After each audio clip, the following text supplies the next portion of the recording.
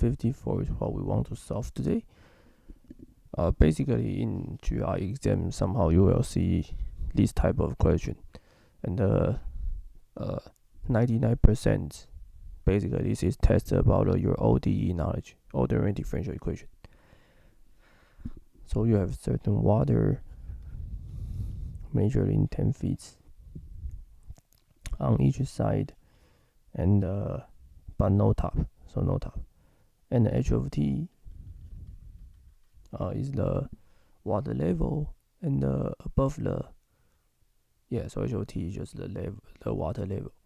And start time equals 0, the water pour into the tank at constant rate 1 cube feet per second. So that means from each time you have 100 pour in, and simultaneously water is removed at a rate of 0.25 h of t. So this means that dh of dt is increased 100 by minus 1/4 h of t. And then ask about when t equals to infinity, what is the limit of the volume of the water in the tank?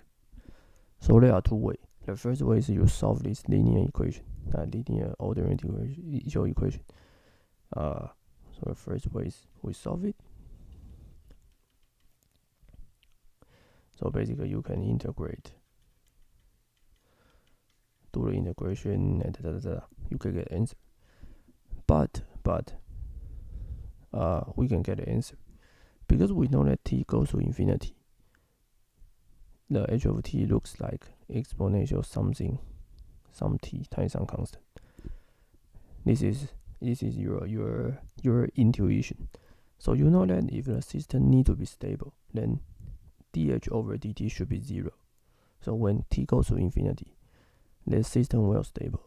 So this is 0. So you know that when h equals to infinity, 100 minus 1/4 h infinity should be 0.